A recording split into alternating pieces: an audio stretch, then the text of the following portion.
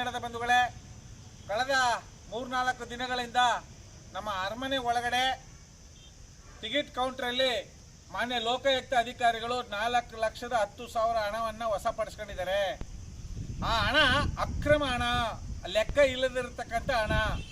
ಒಂದು ದಿನದಲ್ಲಿ ಮಾನ್ಯ ಲೋಕಾಯುಕ್ತರು 4,10,000 ರೂಪಾಯಿ ಹಣವನ್ನು ವಶಪಡಿಸ್ಕೊಂಡಿದ್ದಾರೆ ಅಂದರೆ ಇನ್ನು ಪ್ರತಿ ದಿನ ಯಾವ ರೀತಿ ಇಲ್ಲಿ ಅಕ್ರಮ ನಡೀತಾ ಇದೆ, ಅನ್ಯಾಯಗಳು ಯಾವ ರೀತಿ ನಡೀತಾ ಇದೆ.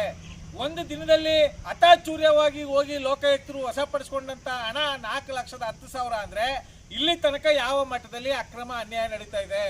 ಇದಕ್ಕೆ ಕಡಿವಾಣ ಹಾಕುವಂತ ದಕ್ಷ ಪ್ರಾಮಾಣಿಕ ಅಧಿಕಾರಿಗಳು ಮೈಸೂರಲ್ಲಿ ಇಲ್ವೇ ಅಂತ. ಹಾಗಾದ್ರೆ ಪುಕ್ಕಟ್ಟೆ ಯಾಕೆ ಸಂಬಳ ತೆಗಿತಾ ಇದ್ರಿ?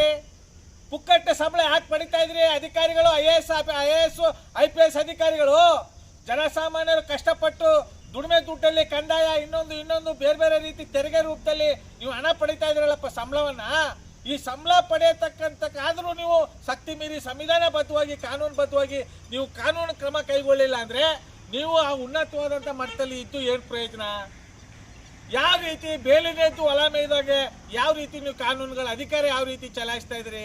ಹಂಗಾದ್ರೆ ನೀವು ಸಂವಿಧಾನ ವಿರೋಧಿಯಾಗಿ ಅಧಿಕಾರಕ್ಕೆ ಬಂದಿದ್ರು, ನೀವು ಲಂಚ ಕೊಟ್ಟು ಅಧಿಕಾರಕ್ಕೆ ಬಂದಿದ್ರು.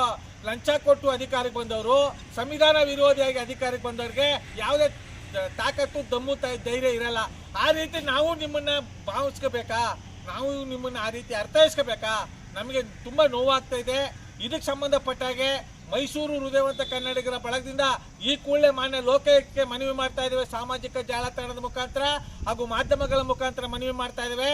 ದಯಮಾಡಿ ಲೋಕಾಯುಕ್ತ ಸಂಸ್ಥೆಯವರಿಗೆ ಹೇಳ್ತಾ ಇರೋದು, ನೇರವಾಗಿ ಈ ಹಣ ಎಷ್ಟು ದಿವಸದಿಂದ ಈ ಅನ್ಯಾಯ ನಡೀತಾ ಇದೆ, ಈ ರೀತಿ ಟಿಕೆಟ್ ಕೌಂಟ್ರಲ್ಲಿ ಈ ರೀತಿ ದಂಧೆ ಎಷ್ಟು ತಿಂಗಳಿಂದ ನಡೀತಾ ಇದೆ, ಇದರಿಂದ ಯಾರೆಲ್ಲ ಕೈವಾಡ ಇದೆ ಅವ್ರ ಮೇಲೆ ನೇರವಾಗಿ ನೀವು ಕಾನೂನು ರೀತಿ ಕ್ರಮ ತಗೊಂಡು ಅವ್ರ ಮೇಲೆ ದೂರು ದಾಖಲಿಸಿ, ಯಾರೆಲ್ಲ ಯಾವ ದೊಡ್ಡ IAS ಆಫೀಸರ್ಗಳಾಗ್ಲಿ ಯಾರೇ ಆಗ್ಲಿ ಅವ್ರು ನೇರವಾಗಿ ನೀವು ಅವ್ರ ಮೇಲೆ ಕಾನೂನು ಕ್ರಮ ಕೈಗೊಳ್ಳಬೇಕು, ಅವ್ರಿಗೆ ಶಿಕ್ಷೆ ಗುರಿಪಡಿಸಬೇಕು.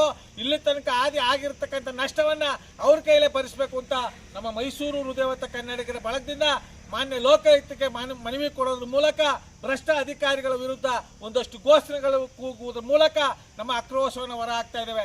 ಬೇಕೇ ಬೇಕು, ಬೇಕೇ ಬೇಕು, ಬೇಕೇ ಬೇಕು, ಭ್ರಷ್ಟ ಅಧಿಕಾರಿಗಳಿಗೆ, ಭ್ರಷ್ಟ ಅಧಿಕಾರಿಗಳಿಗೆ, ಭ್ರಷ್ಟ ಅಧಿಕಾರಿಗಳಿಗೆ, ಅರಮನೆ ಒಳಗಡೆ ಕೆಲಸ ಮಾಡುವಂತ ಭ್ರಷ್ಟ ಅಧಿಕಾರಿಗಳಿಗೆ. ಮೈಸೂರಿನಲ್ಲಿ 10 ಲಕ್ಷಕ್ಕಿಂತ ಹೆಚ್ಚು ಜನ ಇದ್ದೀರಿ. ಇವತ್ತು ನಡೆಯೋ ಅರಮನೆ ಒಳಗಡೆ ಅನ್ಯಾಯ ಪ್ರತಿಯೊಂದು 65 ವಾರ್ಡ್ಗಳಲ್ಲೂ ನಿಮ್ಮ ಮನೆ ಪಕ್ಕದಲ್ಲಿ ಅನ್ಯಾಯಗಳು ನಡೀತಾ ಇದೆ.